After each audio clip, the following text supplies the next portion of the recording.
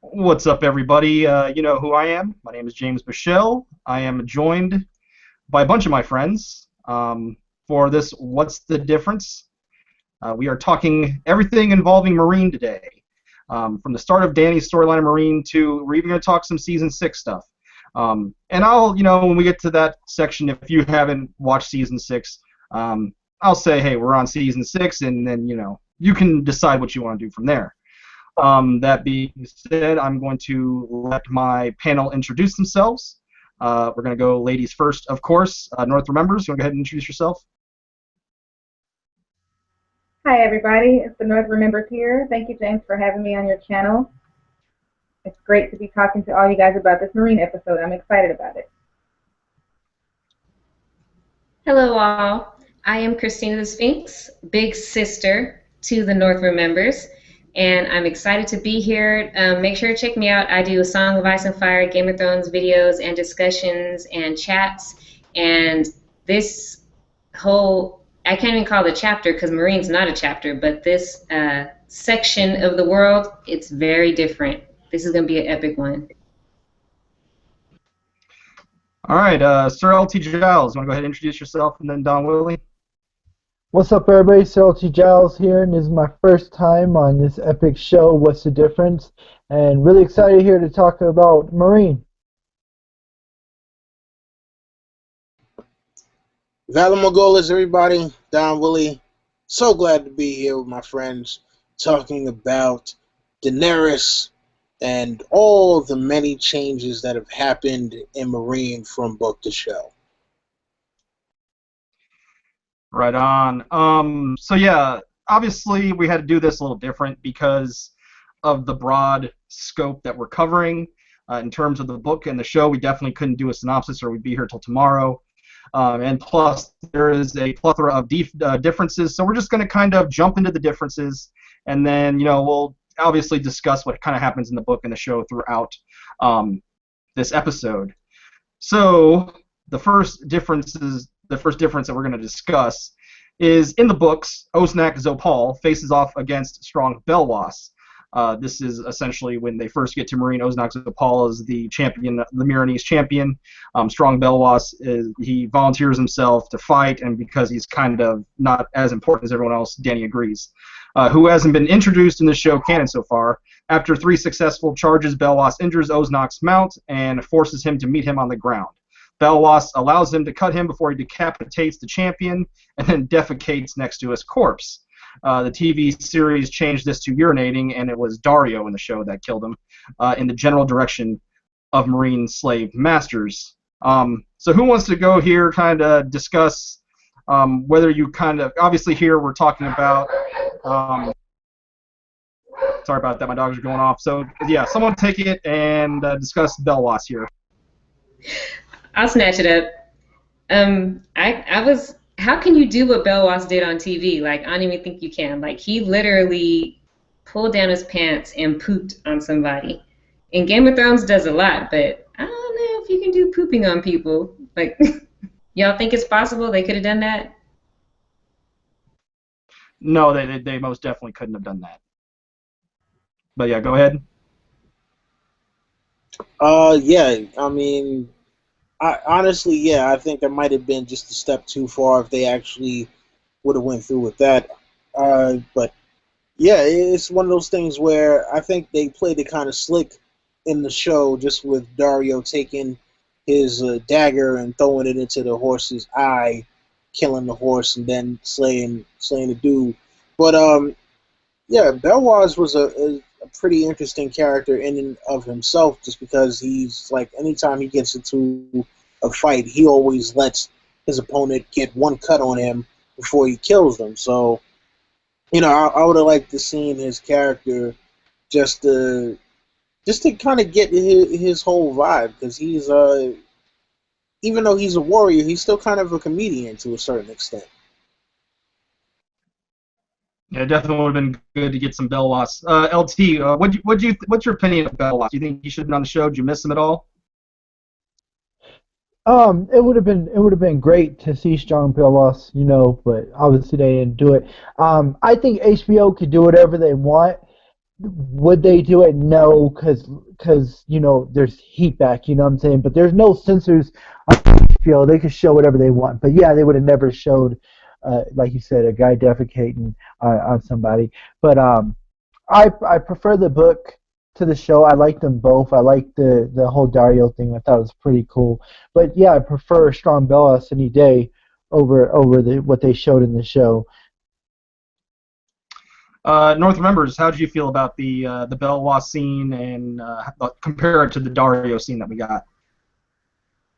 I totally agree with Don Willi. I really enjoyed Strong Belwas in the books. The comedic element would have been a good addition to the show. I picture him taking that dump, and I guess that's an FCC violation of some sort. But I think he could have taken that dump. It would have been kind of funny and kind of gross, and you could see how kind of outrageous he was. And this little like strong, buff, kind of dumb guy with his little mini breastplate on, where they said it was too small to cover his nipples. I mean, I think he wasn't really. He wanted to get cut, like Don Willi said. He liked to have that one cut for every guy he killed, and it was a little bit more of an epic moment in the book. Although Dario did a decent show version. North remembers, it kind of reminds me of how we were raised, how our mother told us always let them hit you first, you know, like, and then you beat them up. Maybe our mom raised strong. Now, that's funny. That's a good one. I think part of the reason why they didn't have Belwas is because they decided to not go with the Arston Whitebeard arc.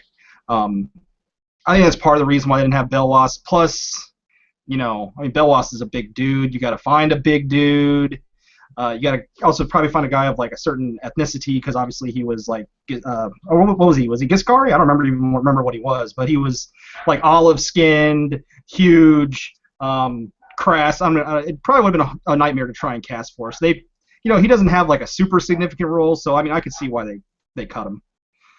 Anyone else have anything to say about Belwas, or shall we move on to the next difference? Do you guys remember last season when Jorah was fighting, and then when he first saw Dany, and that big guy let go of Tyrion, and a lot of people said, "Is that Strong Bellas?" But it wasn't, obviously. Yeah, I remember what you're talking about. All right, we will move on to the next difference. This one's just a small one. I mean, it doesn't even really matter. We don't even really talk about it. It's Daenerys doesn't order the chains and collars of freed slaves be fired over the walls of Meereen and barrels. I don't think we really need to speak on that. Sorry, my dogs are going crazy right now. Yeah, I lost my train of thought, but we will move on from that one because I don't think we really need to talk about that. In the books, it takes much longer for the Siege of Meereen to end.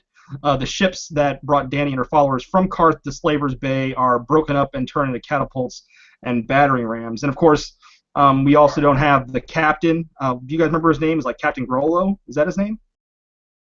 Yeah, the admiral without a fleet. Yeah.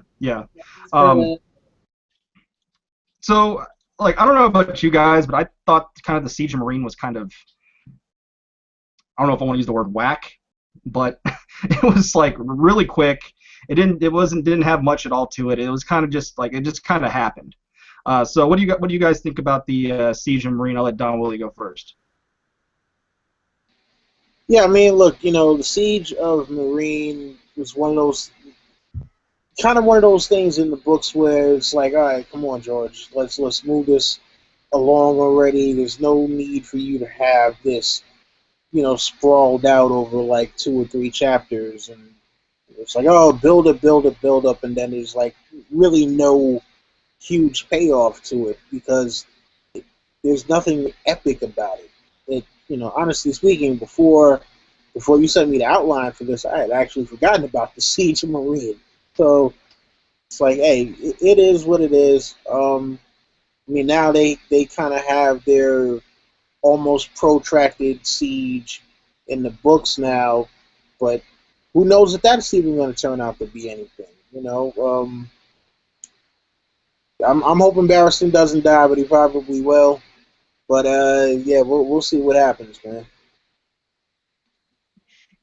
All right, North members, what do you think about the Siege of Meereen?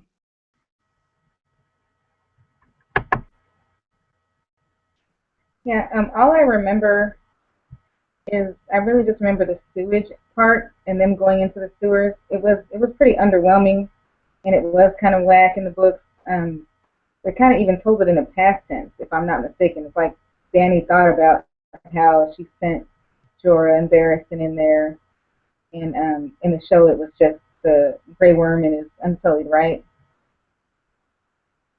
So I just didn't love it in the book. I actually like that better in the show. Interesting, interesting. LT Giles? Yeah, I agree with North Remembers. I thought the show was a little slightly better, and Grey Worm looked funny because he dressed like he dressed like a slave, and he just I always laugh when I see Grey Worm because Grey Worm reminds me of Obama. I always say that's Obama, but no, I agree with North Remembers.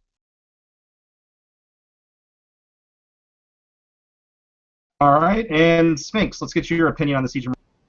Yeah, I agree with everybody else. Like him coming in to talk to the slaves and like giving them the weapons and stuff. Like, yeah, that was cool. I like that. Okay. Oh, if I can say one more thing, um, yeah, to me, like after the siege, when Jorah and Barristan get back, I'm like, is it me or does Jorah just seem like a huge dick? At the time where it's like he should have really been humble. I mean, that just me. Oh, you talking about in the book? Yeah, Yeah. we'll get in that in a minute. We're actually got it. It's actually another section here in a little bit. So the next one, it's an interesting one. It's the Grey Worm Missandei relationship. Obviously, it has a very different dynamic in the book because it doesn't exist. Grey Worm is in his late 20s, hardly speaks at all, doesn't really have much of a presence at all in the book. And Missandei is 10.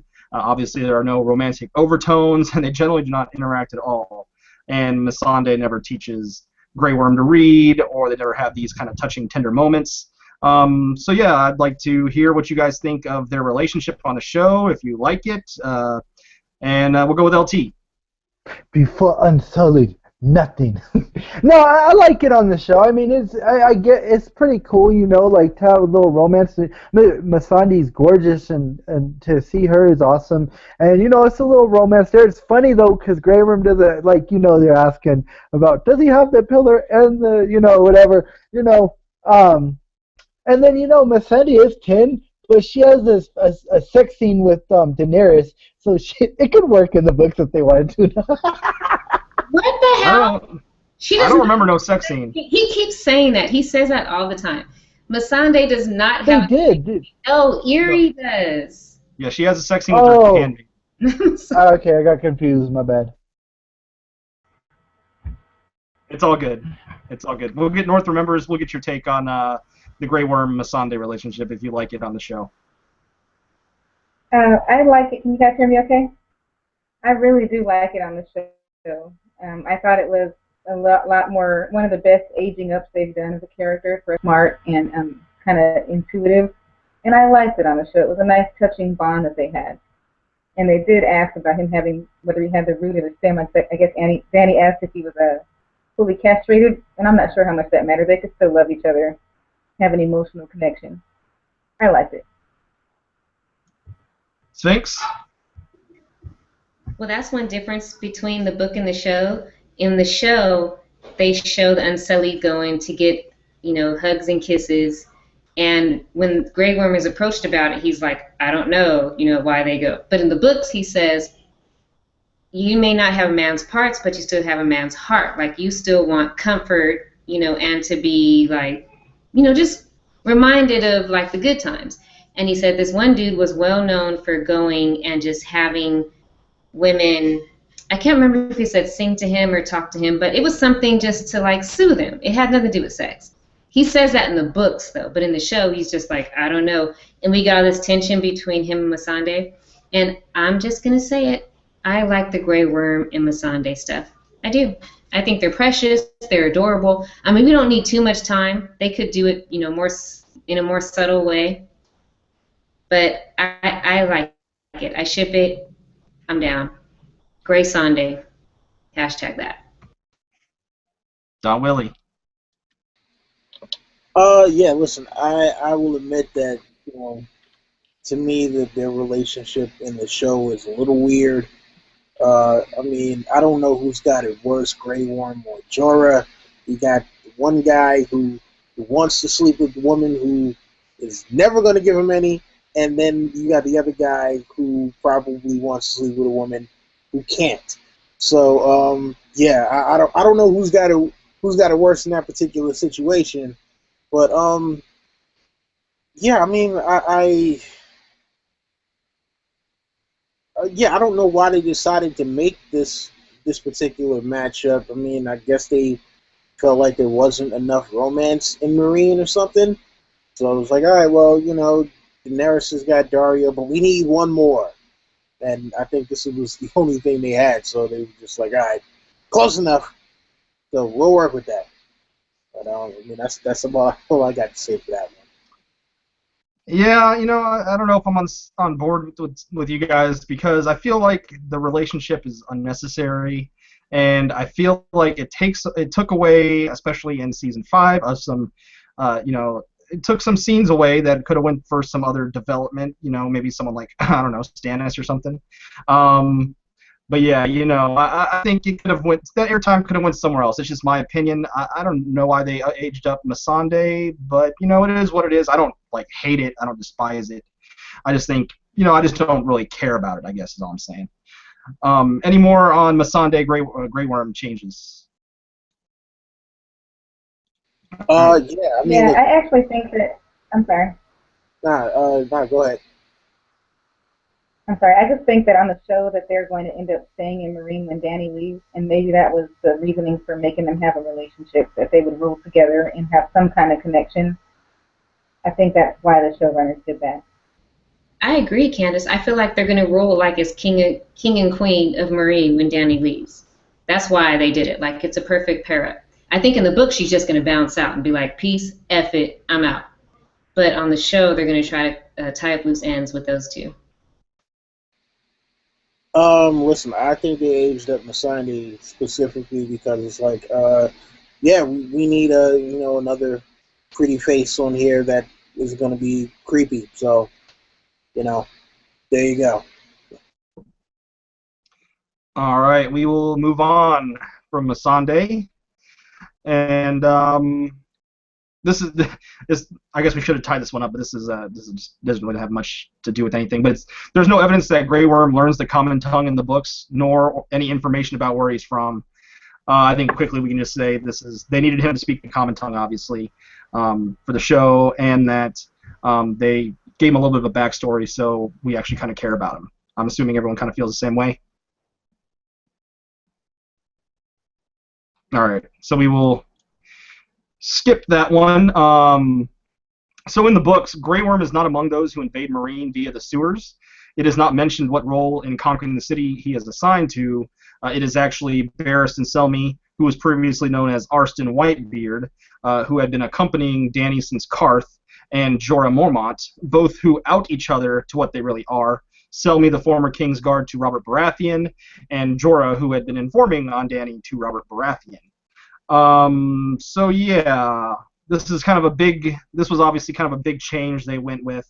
I think obviously they didn't go with the Arstan Whitebeard plot because we as the viewer can tell that would have been Barristan Selmy. So they just said, screw it, we're going to cut it. And they obviously waited a while before outing Jorah his previous deceit. So they didn't go with that route here. So what do you guys think about all these changes? We'll start with the LT.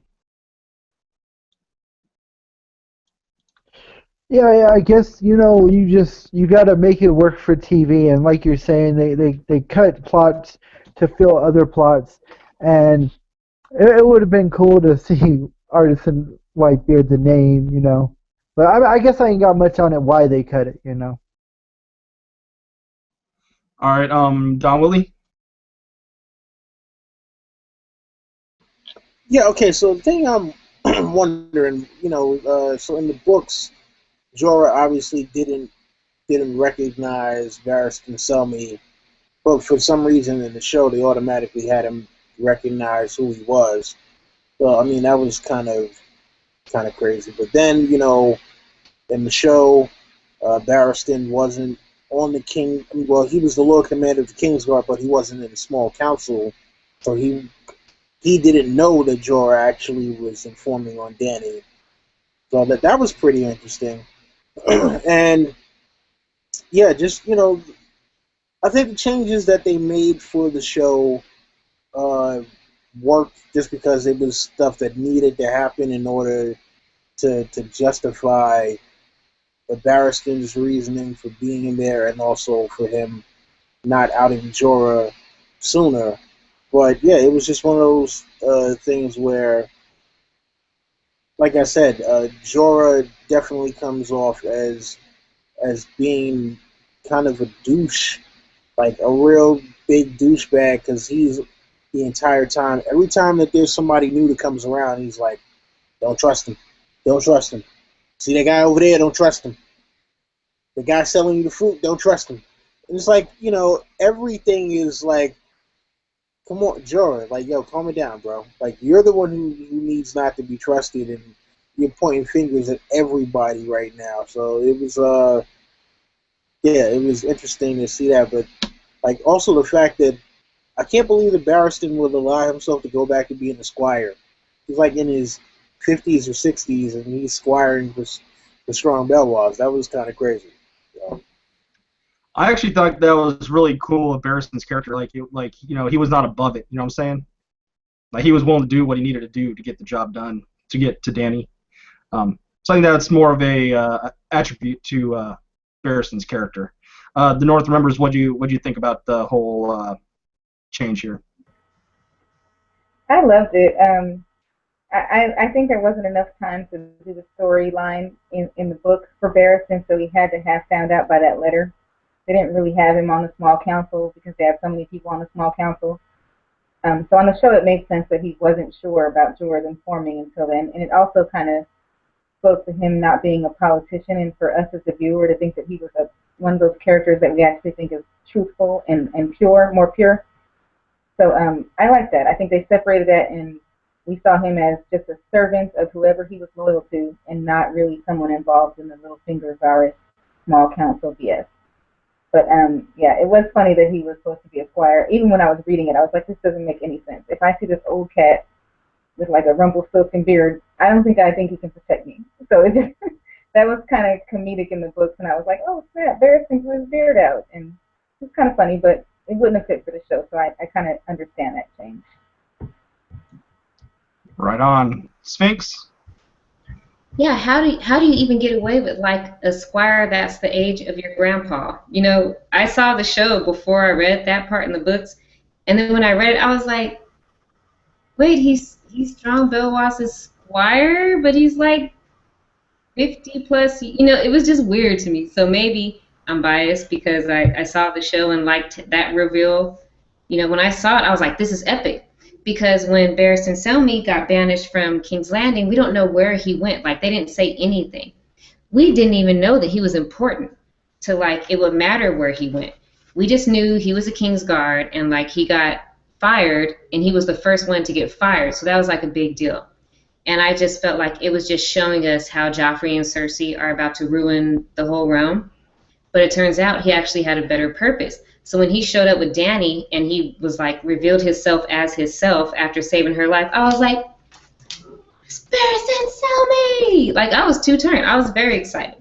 And so for that reason, I like the show version of the Barristan arc/reveal versus the book, because the book was kind of... Well, one thing I'll say is the book version was kind of cool in the sense that they had Arsene Whitebeard take out Miro, the bastard of Braavos, or whatever he was, the Titan bastard or whatever he was, with a stick. He took out a man like half his age with a stick, and it showed the badassery that is Barristan Selmy, one of my favorite characters in the books, and he was one of my favorite characters in the show too. It would have been cool to have seen that, but what we got on the show was okay, I suppose. Grey Worm going. Was it Grey Worm and Dario, or was it Grey Worm and Jorah? I don't remember, but. They went down there and talked to the slaves, armed them, and then like right after that they took over Mereen. So, it was what it was. But as long does anyone else have anything else to say, or shall we move on? All right, we shall move on. Let me see where. Okay, this one isn't big. In the books, the bronze harpy on the top of the Great Pyramid of Meereen is completely removed after Dany's conquest, where in the show they kept it up, and it was the Sons of the Harpy, I believe, that dragged it down, right? Am I right in that? I believe that was the case. Now you said in the show they left it up. No, No, in No, the book. it was the Unsullied that pulled it down. Yeah. Okay. Yeah, that was the beginning of season 5. Yeah. Yeah, I guess it just took a minute for him to do it, I guess. But that's not important. We'll move on to the next one, which is Daenerys is much disheartened by the news about Yunkai, but does not try to conquer it again.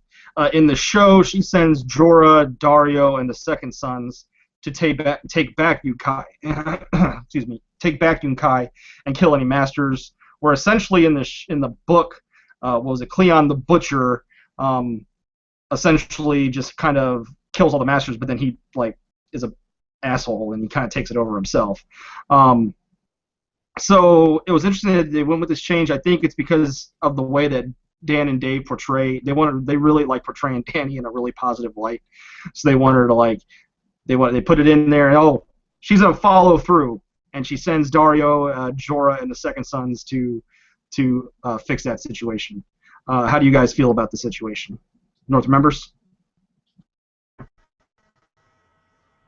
I think that was one of those Dario more screen time, more story, plot involvement. It wasn't a bad. I'm not sure it would have made too much difference either way on that one. I don't have much to say about that one. Sir LT Giles?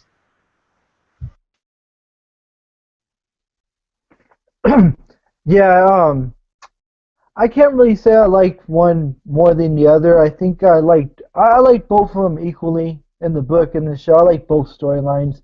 I can't really pick one. Don Willi. Yeah, you know what? I'd have to agree with LT. I mean, it was a change, but it wasn't something that it was, to me, drastic enough that it just had this big contrast. I think a lot of the other things surrounding it really were more of a big contrast with. I mean, especially since we're not in the other cities, we don't really get to see what's going on. We get all of the information, second and third hand. So, it's it really didn't have a great effect on how I viewed the Mereen storyline in either the book or the show. Yeah, I mean, I think essentially the whole point of the scene was to kind of have this love triangle in a sense, because you had Dany, Bone, and Daario that night before that she sent him out there, and then you had him coming out, putting his clothes on, and Jorah seeing him there, realizing what was happening.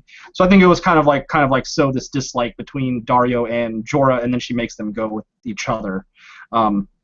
So it was what it was. It's not a game-breaking change or anything. It's not even one that I really even care about. So yeah, it is what it is. It's not a huge deal, and I think we can move on. Okay, so now this is an interesting one.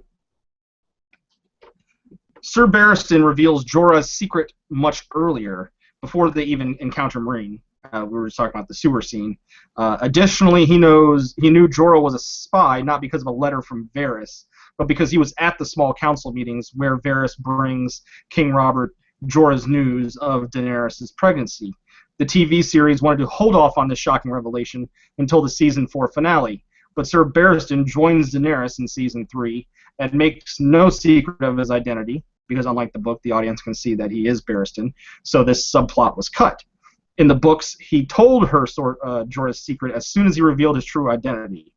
The TV series addressed this by making it a point for Barristan to be absent from the small council meeting in season 1, and for Jorah to even directly ask about this in season 3, to which Barristan replied that he did not attend small council meetings because Robert was a bit wary about having a former Targaryen loyalist listen to war plans, and Barristan avoided them anyway because he disliked politics. So Barristan simply never knew Jorah's secret before in TV continuity. So yeah, what do you guys think about this change, about how they kind of drew out Jorah's storyline more, had him stick around longer, and revealed his, his true, his treachery that he really didn't, follow on completely. He did become completely loyal to her after like season one, at the end of season one. But what do you guys think about this whole change here? We'll start with Sphinx, since she was gone for the last one. I mean, I feel like it made perfect sense. Like, the show made sure that they, it didn't include Barristan Selmy in any council meetings, even though, and even the books, like he says at a certain point, and I know this because, as you know, I re-listened to all of the Dany chapters from Dance of Dragons, torture.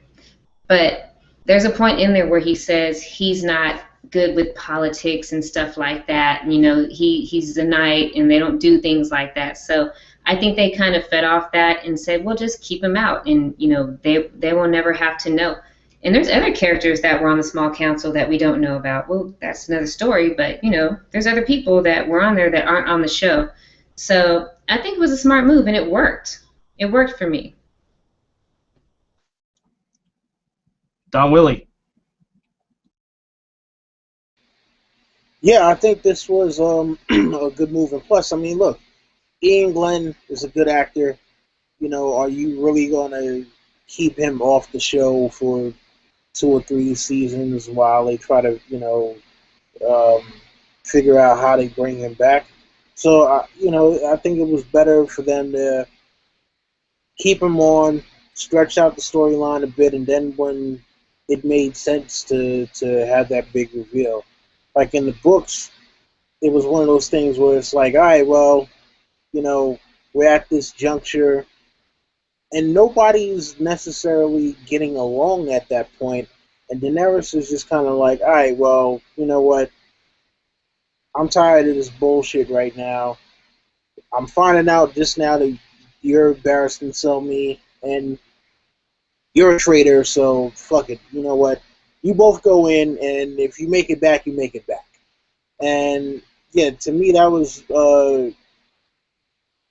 that was one of the moves in the book that I was kind of like, damn, why in the world would Daenerys do that? I mean, especially because Barristan Selmy had a pretty good reason for not revealing himself.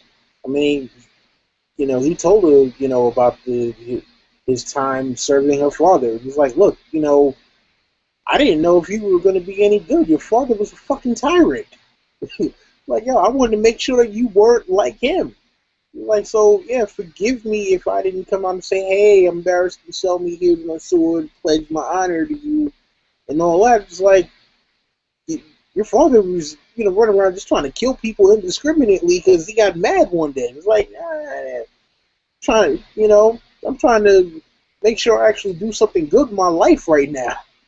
So, yeah, that was the one decision that I, at least for that part where I was just kind of like, yeah, Danny, you're really kind of fucking up right now. So. Right on. Sphinx, I saw you put your hand up. Do you have something to say?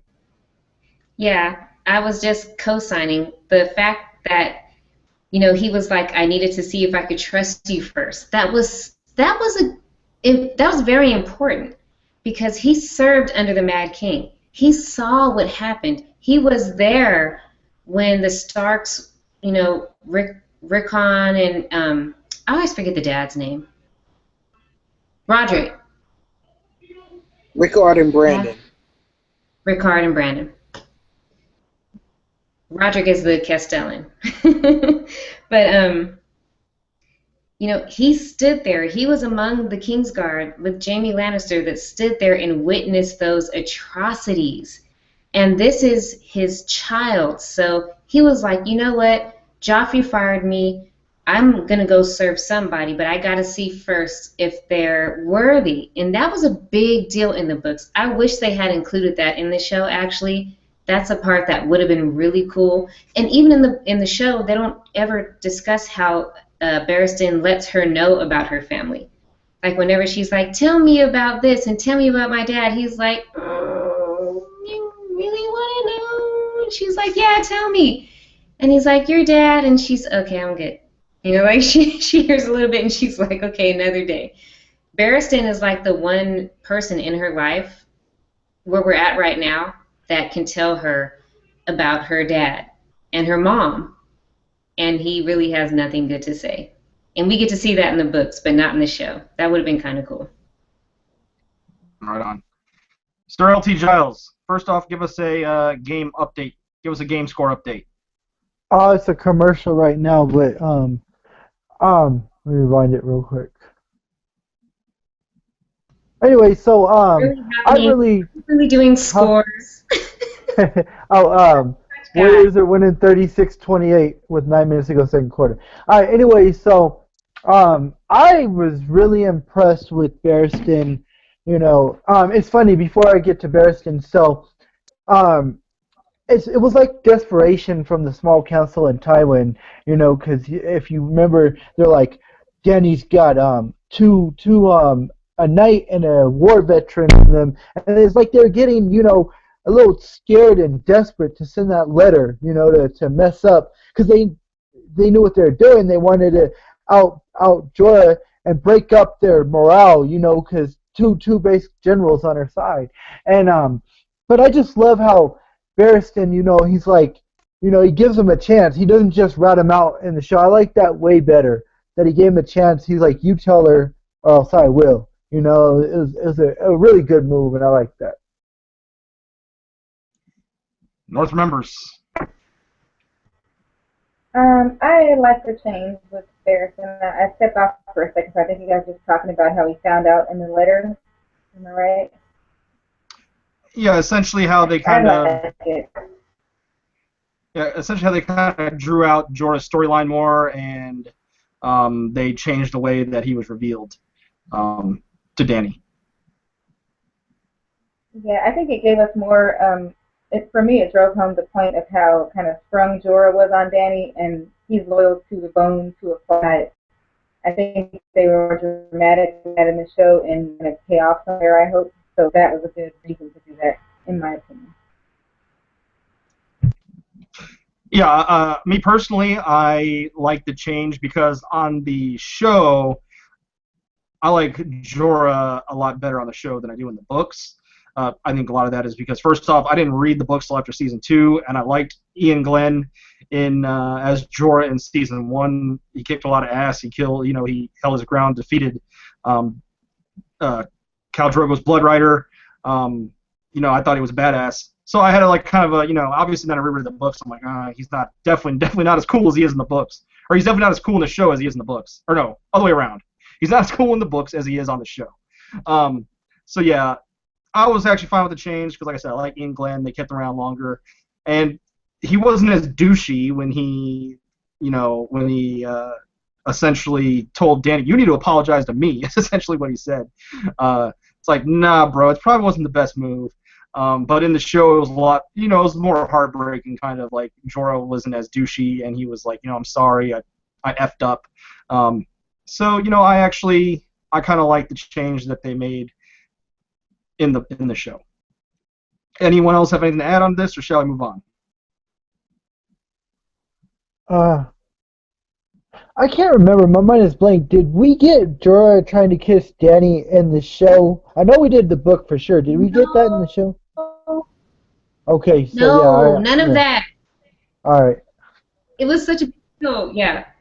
I read the books after I watched that, and I was like, oh my god. Jorah just tried to kiss Dany. Book Jorah is definitely not as cool as show Jorah. I think most of us can agree with that. That's what I was. Oh, sorry. I was just gonna say I agree with you, James, about Jorah. Like I'm a big Charlton Heston fan, and Ian Glenn reminds me of a young Charlton Heston, and I knew I was gonna like him when I first saw him, and he's way cooler in the show. If you listen to Ian Glenn's voice, he sounds exactly like Alec Guinness, who played old Obi-Wan Kenobi. Very similar voice. And like they could have like if they had like middle-aged Obi-Wan Kenobi, they could have put Ian Glenn in that role. Like before old, after what's his name, Ewan McGregor, you could have had Ian Glenn. All right, so we will move on to the next difference, and that is okay. This is kind of talking about the douchery of Jorah here. Daenerys originally plans to pardon Jorah, but is angered by his attitude. He does not show much contrition and remains bullish and defensive about his actions. She appears very calm about exiling Jorah in the show, while in novels she could barely hold back her tears and was very distraught. Additionally, Jorah is dragged from her presence by strong Bellawas, who does not appear in the show. In the TV series, her reaction is more subtle, that of barely contained tranquil fury. The TV episode can't see into her inner thought monologue as the books can, of course. Dario Naharis offers to kill Jorah for her, but she spares him. So what do you guys think about... we kind of just talked about this, but if you have anything to add about how they kind of changed the way that he bounced. I think her disappointment was both equal, book and show. Like, she couldn't even look at him. She's just staring straight. She was so disappointed in him, and it hurt her so much in the show. I think you could see it in her face that she was hurt by it, and, you know, she couldn't look at him. Anyone else? Yeah, I mean, you know, again, this is just one of those things where in the books it's really hard to feel for Jorah, you know, except for when he's in the Tyrion chapters. But when he's with Daenerys, every time he's brought up, you know, it's kind of like, all right, why is this guy here again? And especially when you find out about him spying on Daenerys and him just him basically creeping, you know, and having this obsession with her. And it's like, oh yeah, you know, you remind me of my wife, who I, you know, basically sold myself into slavery for and all that. And it's like, dude, like seriously, get your fucking priorities in order, man.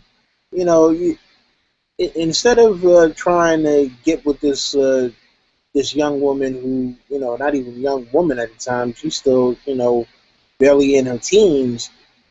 I'm like, yo, instead of you trying to get with her, man, like, do some fucking soul searching or something, man. It just, yeah, in the books, he really comes off like a fucking ass, like, just really. And in the show, they made him a little bit more of a sympathetic character. For sure. North Members, anything, or Sphinx? Yeah, Don Willi, I totally agree. He was an asshole, and I love that you said do some fucking soul searching, because he was such an ass. Like, she was on the verge of either getting emotional or being extremely pissed, and he just pissed her off and got himself exiled. And I was thinking when I read it, what the hell's wrong with this dude? He's got anger issues in the wrong direction. He's not humble, and he's talking to this arrogant Khaleesi. And it's like he didn't know her in that moment. It was a little uncharacteristic, so I'm interested to see if we ever find out why he was acting like that and he didn't just humble himself immediately like he does later. Are you saying book Jorah was arrogant or show Jorah? Book Jorah was extremely arrogant. He was talking back. He was like a badass kid in the classroom. And he presumed too much. Like, he crossed a lot of boundaries. You're right. Like, yeah, he was on some other stuff. And I really appreciated the show Dany anger that she felt, like when she found out his secret. She was pissed. And when he tried to, like, walk up to her, she was like, "Don't presume to touch me." And I was like, yeah, he's a snitch. My mom's in the chat, so I can't say he's a snitch, B-I-T-C-H. Hi, Mom. If y'all see my mom, Carmelita Lewis, that's me and the North Remembers mom. She's in the chat right now because she's awesome. So I can't say curse words. But I feel like if Dany could have called him as... I know, but I won't just put her on YouTube. But I feel like Dany was pissed. Like, she was mad. Like, you could see it in her eyes. And I appreciated that. Because in the books, I feel like she was like, oh, my bear, blah, blah, blah. Yeah, she definitely had a more, like, ruler quality about her in the show. like a more calm presence and not blubbering and saying some weird crap. Anyone else having to add to this, or shall we move on?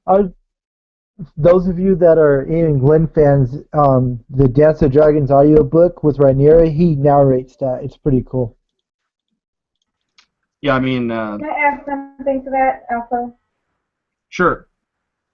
I feel like the fact that they didn't show her going through a lot of her emotional, and I know it's hard to do inner monologue and inner thoughts. I, as a show watcher, didn't really constantly think about how young she was and why people were trying her and second guessing her authority. And it's that in the book, it was like she just comes out as straight off arrogant without having that change, and to be a more mature leader and a calm ruler. While inside, she's acting like a 16-year-old girl, and I think we missed that, and we just, unfortunately, a lot of people like Sphinx think she went straight to arrogant bitch mode, but she went through a lot of things, and I can kind of understand where she's coming from, where people do try you as a woman, as a young person trying to come up in an authoritative role. It's not always easy, so sometimes the opposite is power bitch. I love Dany. I think that's what she's working with, and we missed that arc in the show. She just went from a person who didn't care as a victim to someone who gives her 10 names and kind of overdoes it. So I think we missed that. That's one of the differences I wish they would have plugged in there. I can't wait until we get to the part where I can start ranting about how much I began to dislike Daenerys at this point. Like, I was number one for her, 1 and 2, and then it was just like, psh, torture. You were a Dany fan, huh? A Dany fanny? Was. Now I'm just like, do something, woman. What are you doing? Too much. Well, we will move on to the next one. And I'm going to combine these next two together because they're essentially the same thing. The girl who apparently killed by Drogon was called Hosea, not Zala. That's whatever. In the books, Daenerys' advisors urge her to silence the girl's father, fearing that he is lying as part of a plot by Meereen's former slave masters to turn opinion against her.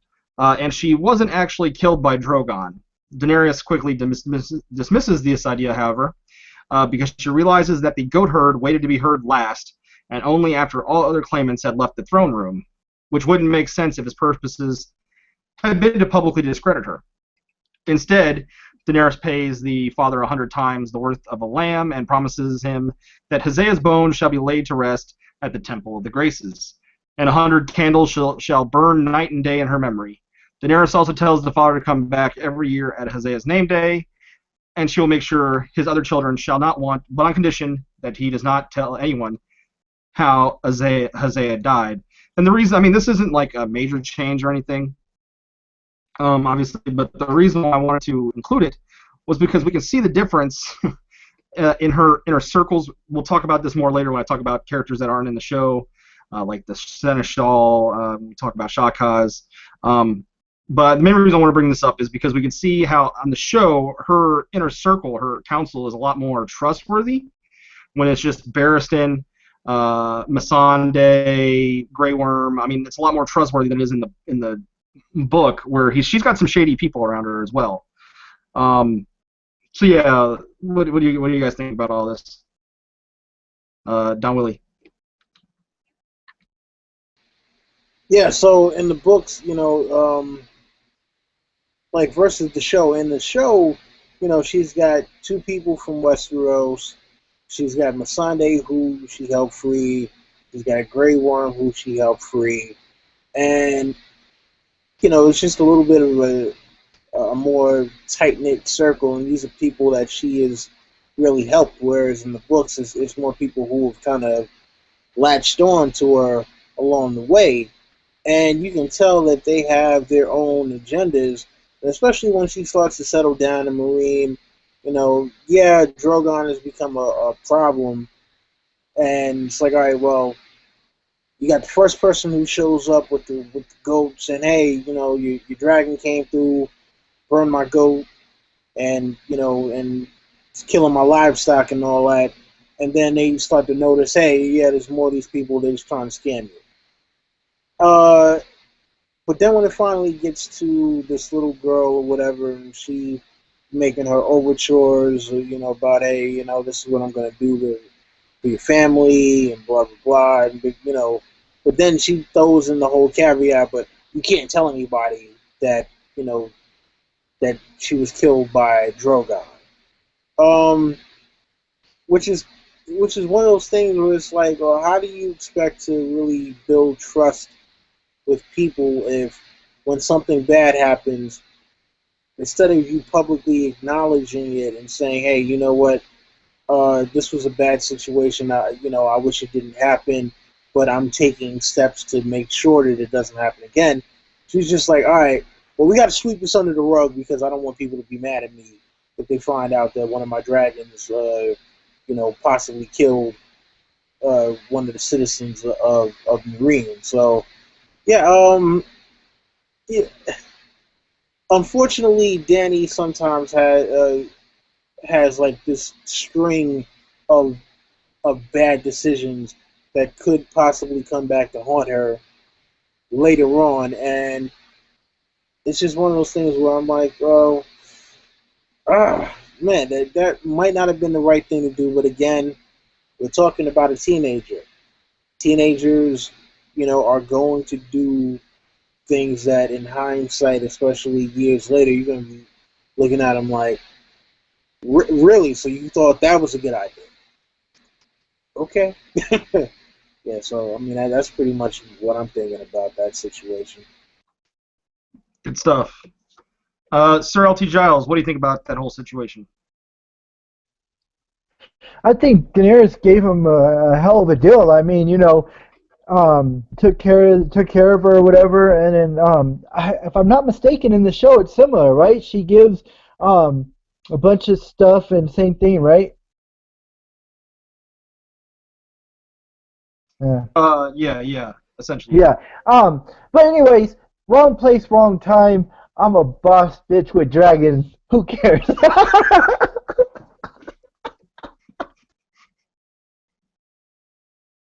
Nice. How you drop the mic. Boss What do you think bitch. about that, Well, Sphinx? well, it just pissed me off, and I can't remember. Did she lock up the other two in the books, right? Just like she locked them up in the show? Yeah, Yeah. yeah, yeah. You know what? She's the queen, and she should. And it wasn't their fault. It was Drogon. So why are these guys getting locked up? That's messed up. Well, shall we? Well, I don't know. more, We're gonna say Sphinx. go ahead. I was just gonna say, shall we? I was gonna ask if you and North Remember had anything to add here, or shall we segue into the chaining up of the dragons? All right, we will segue to the chaining of the dragons. In the books, the chaining of the dragons is a far longer and more difficult process. Viserion was the first dragon to be chained. He was allowed to gorge himself on meat until he became drowsy and lethargic, and was chained up while he slept. Rhaegal was second and more of a challenge because he could hear Viserion struggle to break free of his chains. He would not come willingly, and in the end, Rhaegal was trapped in a net while he basked in the morning sun and dragged into captivity. A process that took 3 days and left 6 men injured. Drogon, however, chose to fight rather than submit. 3 unsuccessful attempts were made to capture him, in which 4 men died, after which Drogon fled north in the direction of the Dothraki Sea. To me, I mean, they obviously couldn't do all that. They couldn't show this montage of like 3-day montage. It just would have taken much time. But you know what happened in the show? I thought it was emotionally impactful, and I was okay with it. North Remembers, you want to go ahead on this one?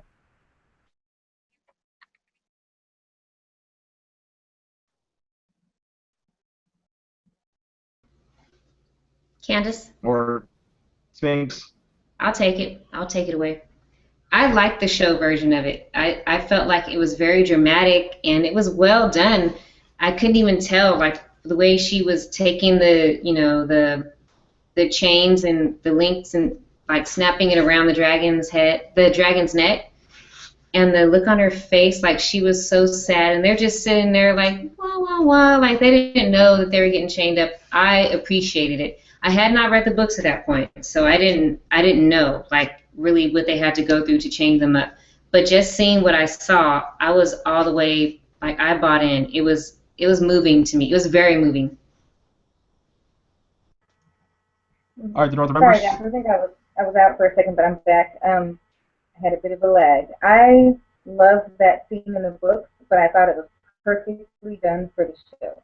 I, having watched the show first, thought that was a very emotional scene, having a hard time, for one, leading him in there, and then she kind of slow motion clasped the neck collars closed, and she walked out, and she did that, like, if I look back, I'm lost kind of look in there, and it was really touching on the show, but I think in the were because we found out that Drogon, well, not Drogon, put people up and some people died.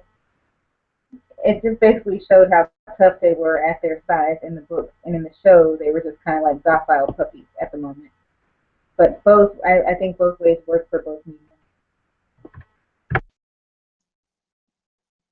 Right on. LT, what did you think about the dragon chaining scene? Yeah, it was very, like they said, very heartfelt. You know, you felt bad from it. Like, Mom, what are you doing, Mom? And then they closed the door on him, and I was like, man, you don't have to chain him up. Well, and it's funny, I haven't read that Daenerys this chapter in so long. I forgot how they got chained up. You know, you guys just refreshed my memory, but yeah, it works for TV. You know, I can't really pick one. I like them both. Don Willi. Honestly speaking, I think they could have done a montage in the show, and just kind of showing like, they got the first dragon, you see the other two maybe flying around, they do a cut scene where they get Viserion, but he winds up burning a couple of guys. Then, another cut, and they go and try to get Drogon, but Drogon is just, knocking them around. He burns a couple of people, and then he flies off. I mean, they could have done it, and it probably wouldn't have added much more in terms of time. That could have been something that was like maybe, minute and a half, but it might have just cost too much for them to do it that way. So, but yeah, I mean, like that whole sequence of events in either one was heartbreaking, but I think it might have been a little bit more heartbreaking in the show, only because, like, you see Daenerys leading both of the dragons down there, and they have absolutely no idea what's going on. She claps the chain on them and then starts walking away, and then it's like, when they realize, like, oh, hey, they're like, oh, okay, I guess it's time to leave now, and they both realize, like, yo, what the hell did you just do to me? And they start freaking out, and you just see Daenerys turn back, and she's got, the tears streaming down, and they roll a big rock in front of the door. It was like, damn. Like, yeah, that's real kind of messed up right there, But man, I mean, and I don't think this season really helped much either, with them talking about how the dragons weren't eating. So we'll have to see how it plays out in the books now. Well, I think you make a valid point. Maybe they could have done it. In the end, though, I mean, I'm not a huge Dany fan, so I was like personally okay with it. It was whatever. Like, it didn't bother me at all. So that being said, we're gonna kind of combine the next three here, because it's all about this White Rat, who was the character that got the one harpy, or not the one harpy, the one Unsullied that got his throat cut. And its White Rat was named Stalwart Shield, and he was killed after leaving the brothel. It also took 6 Sons of the Harpy to kill him, though he was able to stab one before dying. His body was also brought to the throne room for everyone to see. The Sons of the Harpy did not leave a mask when they killed. They painted a harpy in blood near the body. In fact, they were never seen in the books, and they were never described wearing masks. White Rat was described as being the Sun's first victim in the TV series. In the books, the Sons have already killed before, but their victims were mostly unarmed freedmen killed at the streets or their homes. Stalwart Shield was the first Unsullied to be killed, which indicated that the Sons have become more daring. So, like, looking back, because, like, I forgot about all this in the book, really. And it was interesting that they made this change. I think that it's easier just to leave a mask than for the production crew to, paint harpies all over the place. So that I'm cool with. It's whatever. It's not significant. It was interesting. This whole White Rat wasn't really. I mean, they didn't really build up his character at all. So I guess they didn't feel the need to name him Stalwart Shield. And I guess they didn't want. I mean, it would have been a cool, badass scene to see this white rat kill 6 sons of the Harpy. But since like this was the first time we ever saw him, we would be like, okay, who is this guy, and why do we care about him beating some ass? You know, it wouldn't make much sense. So, what do you guys think? I'll kick it off to LT Giles. Yeah, that scene was man, that was and the show was kind of scary, man, because out of nowhere the girl slits his throat, and then that mask, man, the mask is freaky, man. Yeah. I think I prefer the show in this one. It would have been cool to see a fight, but like you said, we don't know who the character is and stuff, so I prefer the show on this one. Oh, and the music. The music is scary. It's like some kind of harpy music or whatever that they play. That show is freaky. Right. Sphinx, what do you think about this whole situation with White Rat and kind of how they made these little subtle changes with the Sons of the Harpy? LOL out the harpy music, like that was funny. Like it makes a difference. That harpy music, like you hear it, the harpies are coming. I actually like the mask change because obviously, yeah, painting on rocks, it's a subtle little thing, but on a show, like when we saw that mask, we knew it was the Sons of the Harpy, right? One thing, and you guys correct me if I'm wrong or anybody in the chat, but in the books, the guy that died at the brothel was Missandei's brother, right? And that's something that they cut out, that like she has several brothers that are slaves that are unsullied. I thought I heard her say 3, and then later when I was listening, I heard her say 2. So I know there's at least 2 or 3 brothers of hers are unsullied. So she was like, really sad and devastated about that when this guy got killed at the brothel. But yeah, it obviously shows a point where the harpies are escalating. And I was when I saw the episode, I was like, who's this guy? What does this mean? He's unsullied. He's going to the brothel. And she's like trying to take off her clothes, and he's, no, you don't need to do that. Sorry, habit. She puts her clothes back on, and then she sings to him. And then his throat gets cut. I was like, what? That was one of those WTF moments for me. And Candace, correct me if I'm wrong, but I don't think we had full book knowledge when that happened. Do you remember? I don't think we did, because I was really like blown. Like I had no idea what was going on. I like you reread the Marines this week, and we did not have book knowledge. We got the fact story, and I agree that Missandei had 2 brothers that were unsullied, and it really kind of tied in her pain to the struggle more so than just her own personal experience. She was a slave herself. She had 2 brothers that were castrated and sent to be unsullied, and I think they kind of shortchanged us on at least giving her 1 brother. I mean, even if that was her brother, it would have given her this arc where she's super pissed and she's really more dedicated to the game. But yeah, she had the 2 brothers, and we did not get the point of view as it was happening. I don't think in the book. It was more like an afterthought of what happened when the Harpies were starting the book. Maybe that's why they gave us the Grey Worm Missandei relationship, so it gave her more vested interest in the Unsullied. Since she doesn't have a brother there now, she has like somebody she cares about, just to show like some sort of connection to the Unsullied. Because if not, they're just like a sellsword company or just random. Like we need to have some sort of emotional connection. So maybe that was the swap.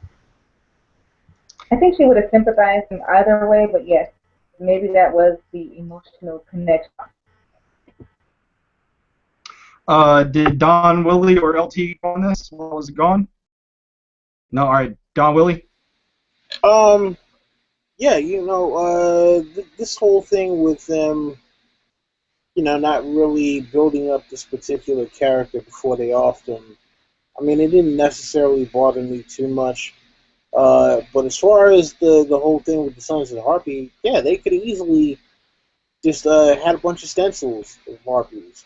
You make like 3 or 4 stencils to make them look like they're more hand-drawn than anything, and to show different variations. And great painted on. But I think that I think having the mask kind of gives it a greater effect because now it's like whenever you see somebody pop up with a mask, it's like, oh shit, what's about to happen?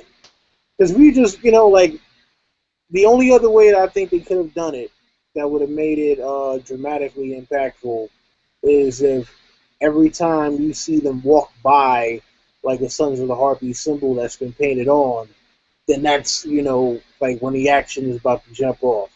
So I think this was just like their way of having it as a dramatic effect. And, like I said, they could have done it either way, but I do like the way that they included the mask. So. Sir LT Giles.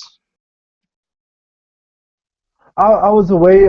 We're talking about the mask, the harpy mask, or what are we talking about? It's like there was the white rat character where they had like no build up. He was the one that just gets killed. They have like he's laying with the girl and the harpy comes in and slices his throat, and then like the harpy, they then like leaving the mask there instead of like having drawing the harpy, and they actually don't even say they have masks in the show or in the books. So like, what do you think about all these changes?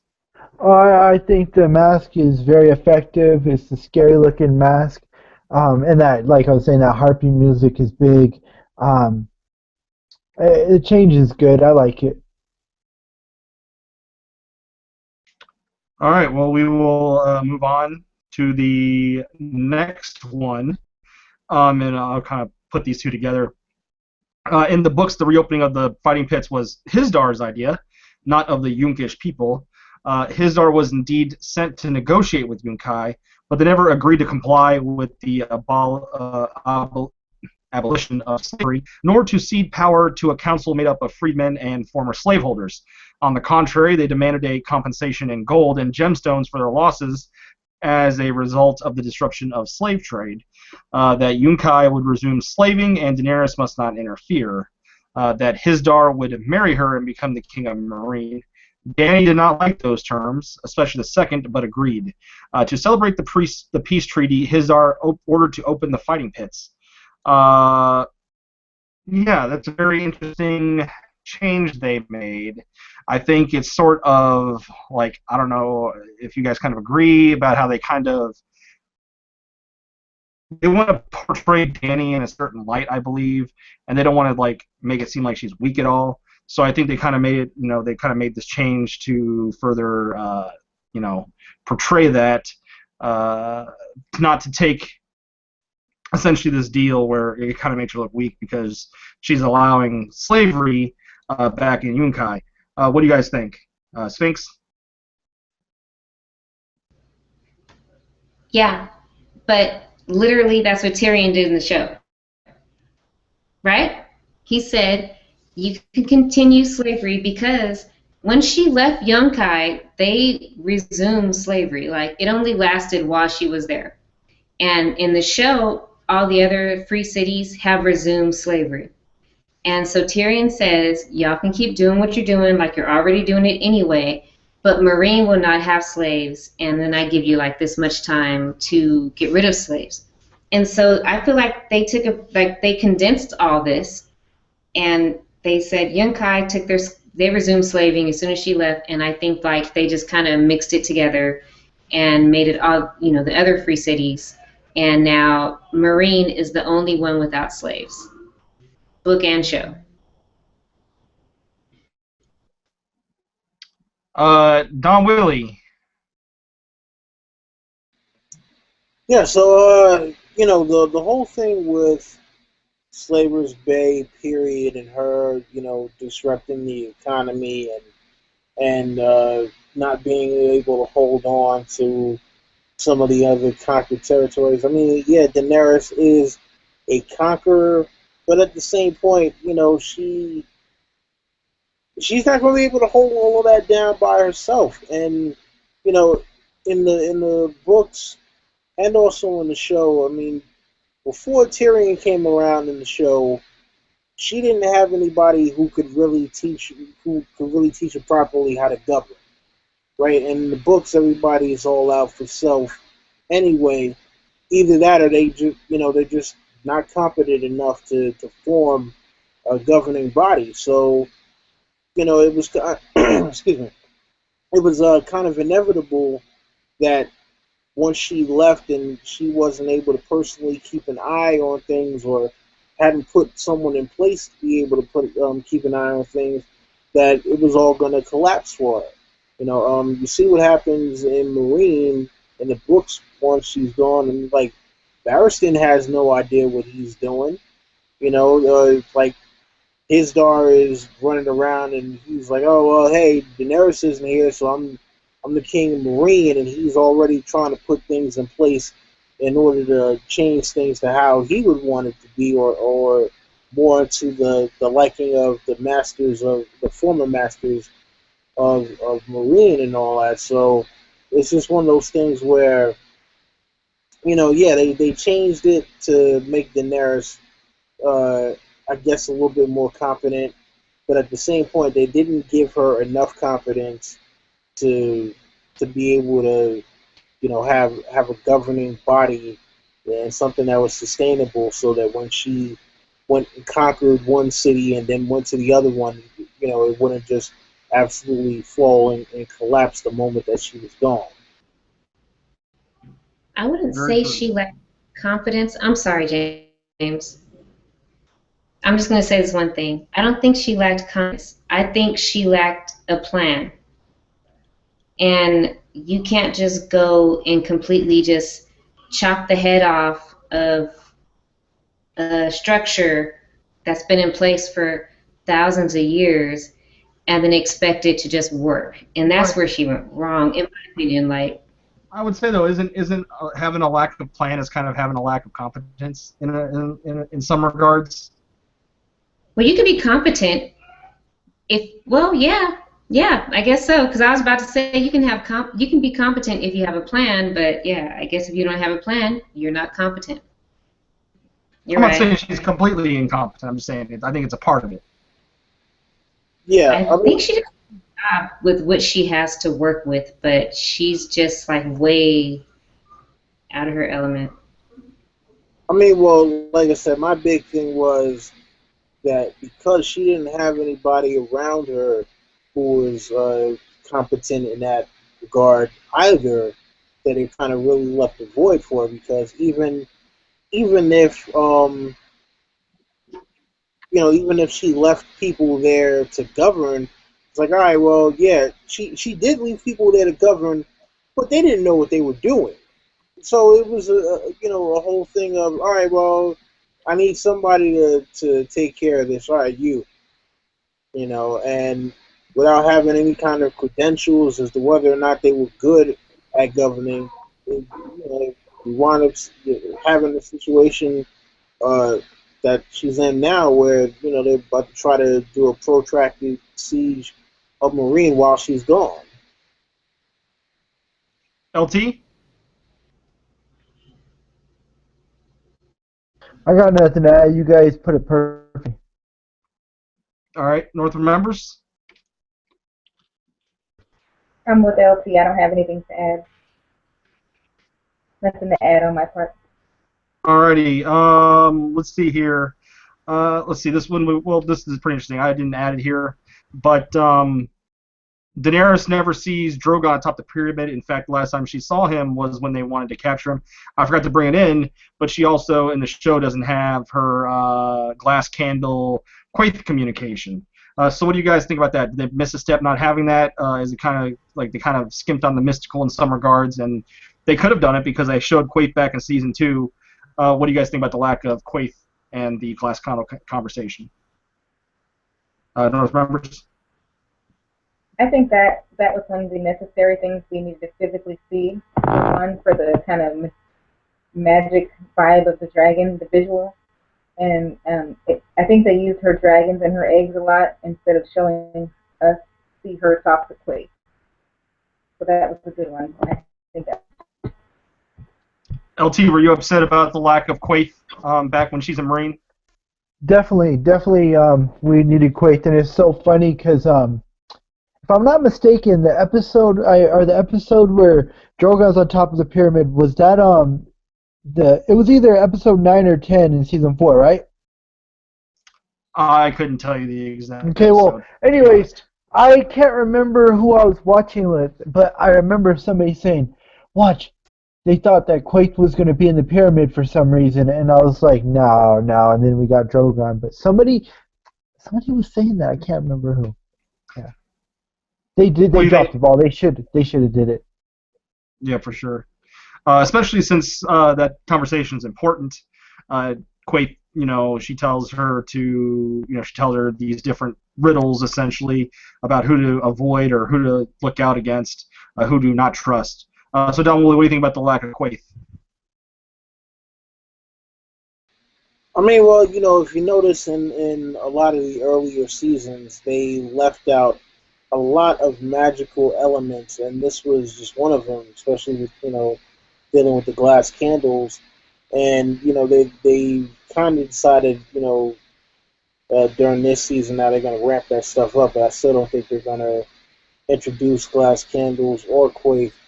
And, I mean, honestly speaking, it may have been a little overcomplicated for TV. Especially because not having Quentin Martell, not having Aegon, and then with the way that they changed the whole Varys storyline, I just think that there's a lot of elements that Quaid brought to the story that the moment that you don't have those other elements around her, it's like, well, what is her purpose there other than to talk to Daenerys? We still don't even know exactly who it is that she is or what her purpose is.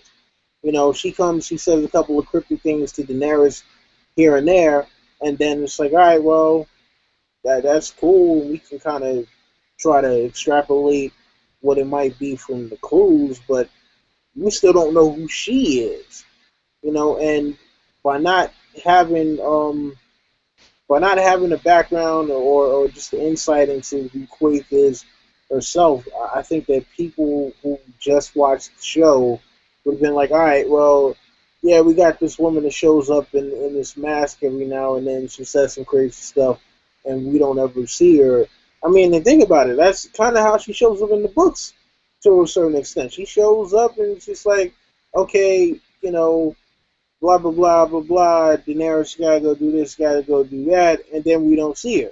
Like, other than her being in Clash of Kings, uh, like, after that, we don't see her again until she pops up in a Dance with Dragons, and it's just for that one time where she's like, "Hey, Daenerys, gotta do this, that, and the third. Oh, and then when she's in the Dothraki Sea. Those are the only two times where we see Quaith, other than in a Clash of Kings.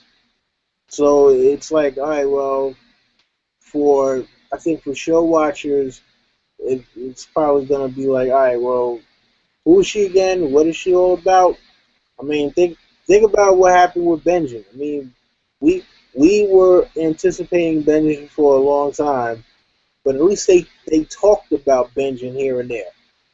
Quaith showed up in that one episode back in season 2 and hasn't been brought up since. So, I'm disappointed that they, don't have the character in the show, because I think it adds to the mystery and makes you kind of latch on to the story a little bit more. But I think because of the fact that they left out all of these other subplots, that she just wasn't necessary. Right. Sphinx, what do you think about that? About Quaith or lack thereof?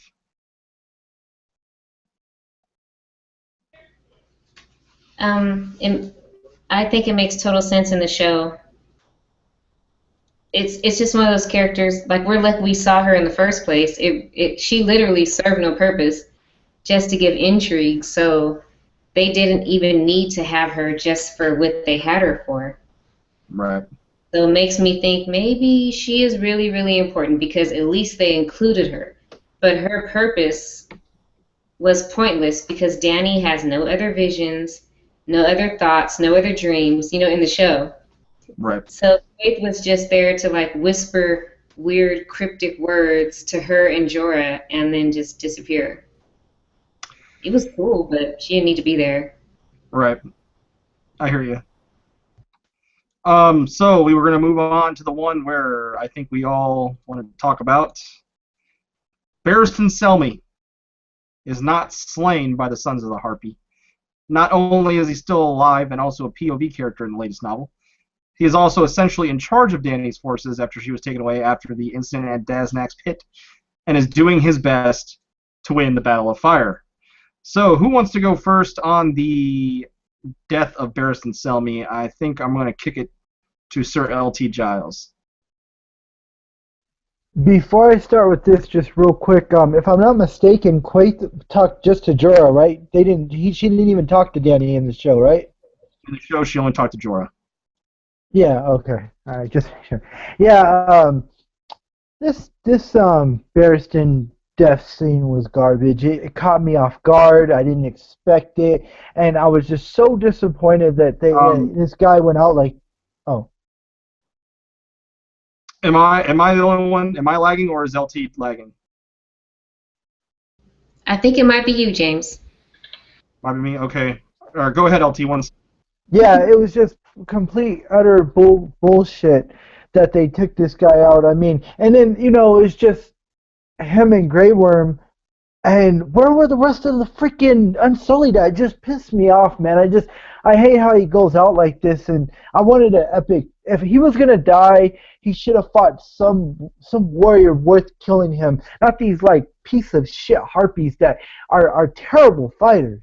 It's just why, man, why? It's nothing really I could say about it. It just was horrible and not a death that I think he's gonna. I think his death is gonna mean something, and it's gonna be an epic death in the books.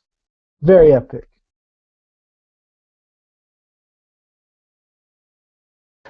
I'll just tack on to that because literally when I watched the episode, I was like, how are these random harpies beating up Grey Worm and Barristan Selmy? Because they're literally just like political enthusiasts. They're like me. If I decide I want the harpy to be president and I go like put a mask on and a robe, like they're not trained warriors, they're not anything epic, they're just random citizens. Yet they're giving the Unsullied a run for their money and Barristan Selmy and the two of them together. I was like, how does this make sense? I was so pissed that they were kicking their asses like that. It really pissed me off. And at that end of that episode, I was like, no matter who dies, I'm mad. We had that cliffhanger? And I was like, this doesn't end well either way because neither one of these dudes should have been beaten by these random citizens of Meereen. Masters at that. True indeed, true indeed. But, yeah, that was one of the most heartbreaking deaths, because Barristan Selmy was like, you heard about how legendary he was, right? And you don't actually really get to see him do his thing too tough in the books. And in the show, you didn't get to see him do anything other than when he saved Dany that first time, right? Because there's no other fight scenes with him. So finally, it was like, oh, we're going to get... We see him, he's, taking out the sword. He stabs one dude through the back. And it's like, all right. And they got the epic music going. And then the next thing you know, he's getting cut down. I'm like, wait. No. This is not the music you play when Barristan Selmy is getting cut down. This is the music that you play when Barristan Selmy is cutting people down. So I was just kind of like, oh, come on, man. Like, yo, this is Barristan.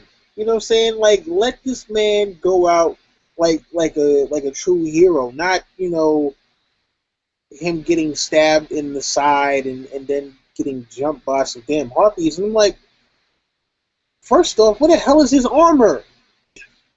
I'm like, come on, he's a knight. Why does he not have armor? So, yeah, that was, like I said, that was my big issue with the whole Barristan death is just like, too many logical inconsistencies in terms of how they just decided that they were gonna um, kill off his character. I mean, look, I understand this is Game of Thrones and characters need to die because Game of Thrones, but I mean, if you're like, yo, if you're gonna give the man a death scene, especially after everything we've heard about how great of a warrior Barristan Selmy is, he was supposed to basically been like one of the top 3 fighters ever in Westeros. Period. How does one of the top 3 fighters ever get chopped down by some, by some punk in a fucking mask? I just don't. I don't get it. Well, here's one thing at least in his favor. He was extremely outnumbered. So that made it just a little bit epic. Like, just a little bit. Because, he rolled up in there. And weren't his moves, like, kind of slow, though? I was, like, waiting for him to fight, and he was slow on the draw and was like... It literally reminded me of fucking Emperor Palpatine when he was fighting the Jedi Masters or whatever, and he's like, Yeah, it literally reminded me of that.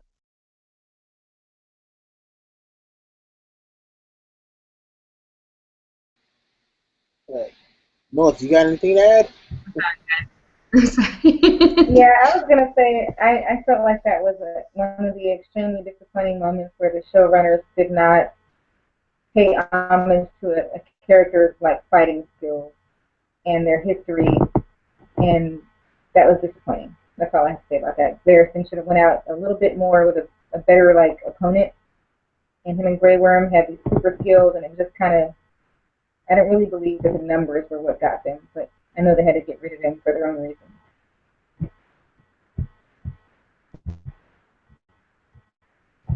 You guys ready to move on? Yeah. Anybody? While we wait for James to get back. Yeah. While we wait for Jimmy B to come back, I'll read the next segment off. Daenerys did not intimidate the head of each family of Meereen using her dragons. Instead, she took hostages, children, from each of the noble families to serve as her cupbearers. She also demanded blood money from each family for each of her followers or soldiers killed by the Sons of the Harpy. Dany's counselor, who does not appear in the show, Shakaz, these damn names, Shakaz Mo Kandak, better known as the Shade Pate, I just call him the Shade Pate, who is also the leader of the Brazen Beasts, who serve as Marine City Watch, continuously urges her to send a message to the nobles by slaying their firstborn children, much to the disgust of Dany. Shakaz does not appear in the show. Candace, we've had conversations where I'm like, what the hell is this Shade Pate? I had to reread that stuff like at least 5 times before I was like, oh. Yeah, I would like to say that the Marine chapters were probably George's, if he writes anything for the reread, Marine was one of them. You got lost in the names, Resnick, Mo Resnick, Hizar Lorax, Gahaz, the Shade Pate. It was a really layered world building just of that city alone, and I loved it.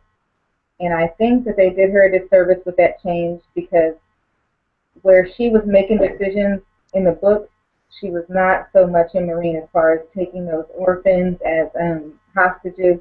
She did a lot of stuff in the Westerosi fashion that they really didn't show in the show.